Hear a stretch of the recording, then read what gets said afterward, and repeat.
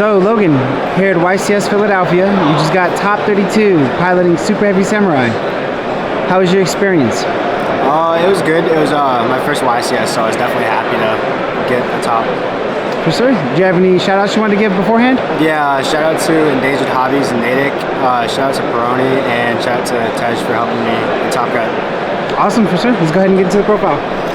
So played 3 Prodigy, 3 Bike, 3 Soul Piercer, 3 Wagon. I feel like it's pretty standard. You can't really cut the Wagon because you get hand trapped a lot and you just gotta max out on the starters to make sure you can play. Then I played 2 Benki, also pretty standard.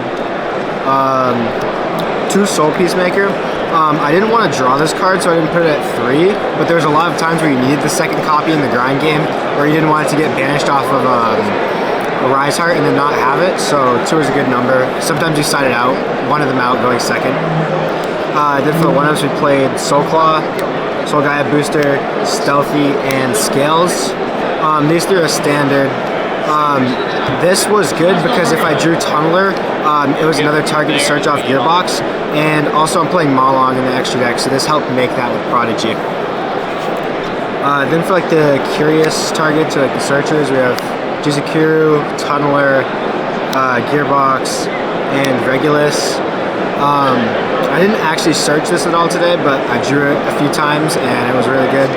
I played the Gearbox Tunneler combo because going first, I just thought it was a lot more resilient against hand traps and everything. And I just would side it out going second, and it wasn't really a problem like breaking on them or anything all day. And then I drew Regulus a lot. I didn't actually have to search him, but he was really good just like playing through negates and making my end board stronger. Then non-engine, we had the Gamma. This was like easily the best hand trap today. 3 Droll, pretty mandatory in this format. I played 3 Nib because I just felt like people weren't respecting it. Like the Superheavy Samurai players playing hand loop, and also some Kashtira players were going for like 5 zone instead of just a Rise Heart pass. And it did win me a lot of games. People weren't expecting it, or they couldn't like not play into it because I just had pressure from my engine, so it was really good. Then we also played 3 Kurikara and 2 Fenrir and 1 Pankratops for the board breakers. The Fenrir were really good in the simplified game states where we like both hand trapped each other back and forth. They generated a lot of advantage. Pankratops I didn't draw all day, but theoretically it was an out to a Rise Heart and it just like pressured the opponent. You could pendulum these all so they weren't dead going first. And then Kurikara was really good against Pearly, really clutch against the 1 Kashtira I played, and it was overall pretty good. So extra deck, we played pretty standard 2 Scareclaw, the 1 Ballista. I actually used this effect to make another monster 0 quite a bit when going for game, just in awkward scenarios. 1 Genius, 1 Lambda. I don't play the hand loop combo, but whenever I would hard draw Gamma, this is actually really good to make. It caught people off guard, and sometimes it was just like an extra way to play around hand traps. And then I played the 1 Appaloosa for my end board. XCs, we played the Merrymaker Sargass. This was really good. It helped me go into like a format Zeus, which was clutch in my top 64 against Pearly. And it was just really good going second into things. We played 1 Baguska. This won me a couple games against Branded and Kashtira. You know, if I get shifted, it stopped. I could sit on this for a couple turns, and it was really clutch. And the 1 Zeus, I didn't play 2 because the extra deck was just really tight, and I didn't think it would get ripped enough by Kashtira to like warrant playing a second. Synchros, we played. These are the best cards in the extra deck. Just really good start of the combo, play around a bunch of hand traps. Saratobi, I probably went into this more than anything other than the Scarecrow and these 2. Just like a lot of awkward situations, you end on this. It's a Baguska out.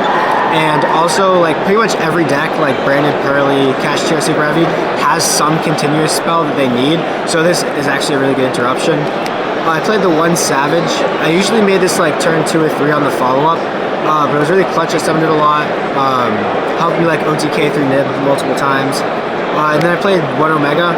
If my opponent let me full combo, I was able to end on Apo, Barone, Regulus, and then I would do this, recycle the Tunneler for more follow-up, and then also rip a card. The one time I resolved that though, I ripped a Mercurier, so it didn't even matter. Whoops. Then side deck we played 3 Ogre to go in first and second against the Mirror, 3 Ash.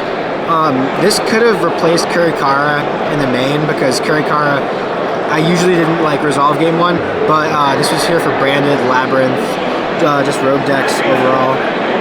I played 3 Magma and the 1 Judas Worm. These were for Branded and Mathmech and Furniture Labyrinth. I didn't resolve a single one all day until my top 32 match, but overall I would still have played it again, even though they didn't come up. And then I played 3 Sage and the 1 Spider Orchid. I sided these in going second against most matchups where I expected the opponent to have a Floodgate.